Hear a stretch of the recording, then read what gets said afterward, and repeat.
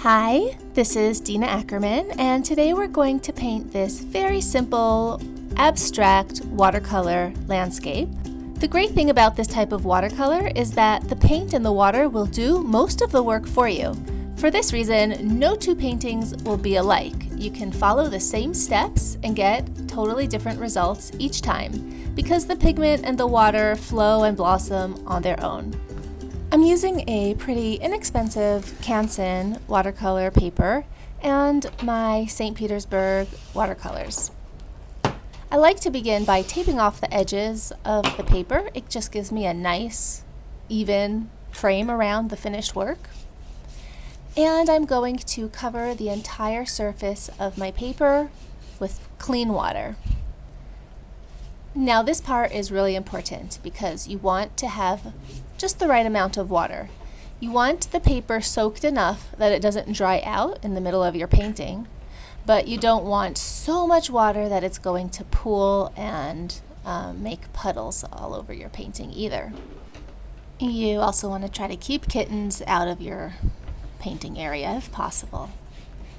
So I want to keep covering this area with water, going back and forth, up and down to make sure that it's evenly covered and that the water can now soak in for a minute while I mix up the paints that I want to use.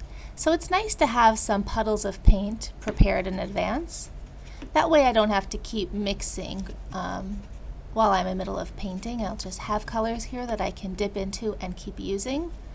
I do sometimes have to go back and get more paint ready to use, but I like to have these puddles here on my palette so I can see what the colors are and how strong they are, and they're just ready to go. So I've got a few various shades of green. Got a bright green, a dark green, this is kind of like a yellowish green here, and mixing a nice bright blue for the sky, and then an indigo blue, which is a really dark blue for any shadows or darker areas that I want to put into my painting. So clean off your brush, move the kitten out of the way, and we will get started. I'm going to take this bright green, and I'm going to start just making some trees, and we're just going to dab around here the middle of the paper. Now keep in mind kind of where your horizon is going to be, you know, where you want the bottom of the trees, and just dab around with all your paint here. See, I didn't mix up quite enough of this bright green. I'm already dipping into the wells again. But you want to make sure that your paint is nice and bright and intense. Remember that watercolors will always dry a little bit lighter than they appear when they're wet. So whatever color you see here is going to be lighter when it's dry. And now into this wet paint, I'm adding some darker green, just a few blobs, and some indigo blue for some really dark shadow areas. Give it some depth. Mostly around the bottom, but also you can do a little bit in the middle of the trees and around the top as well. Notice how I've used enough water to wet my paper so that all this paint is bleeding into the wetness of the paper. There are no hard edges.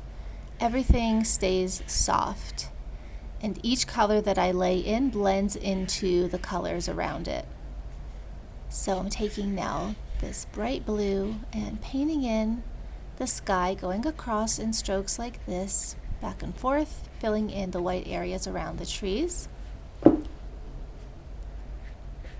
A sky is always darker at the top and lightens up as it goes down to the horizon. So we want our most intense blue to be near the top of the paper, and then it can lighten up as it gets down here towards the horizon.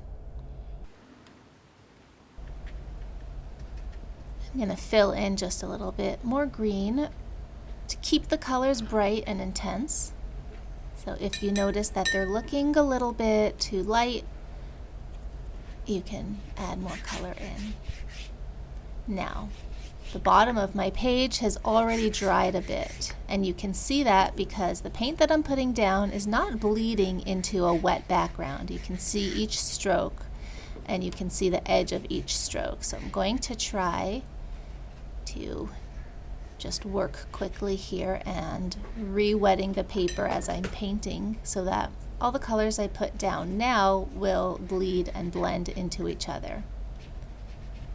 This is a wet and wet technique, so we put down the wet paint and then we add more wet paint into that so that all the colors just have a nice soft look. I'm using a couple different greens down here, the brighter green and then this more yellowish green. The yellow green I'm putting up further away, closer to the horizon, and the brighter green closer to me in the foreground down here.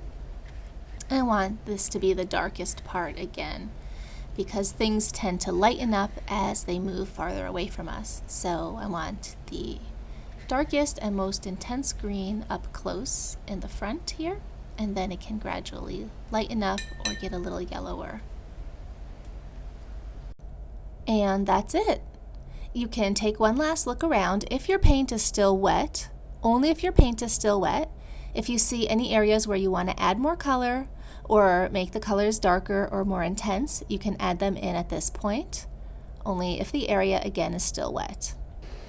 And then comes the most fun part after your painting is dry, which is peeling the tape off and putting it in a frame and enjoying your new artwork. If you try out this painting, leave me a comment and let me know how it turns out. I hope to start uploading more videos here to my YouTube channel, so please like and subscribe so you don't miss any. And thanks for watching.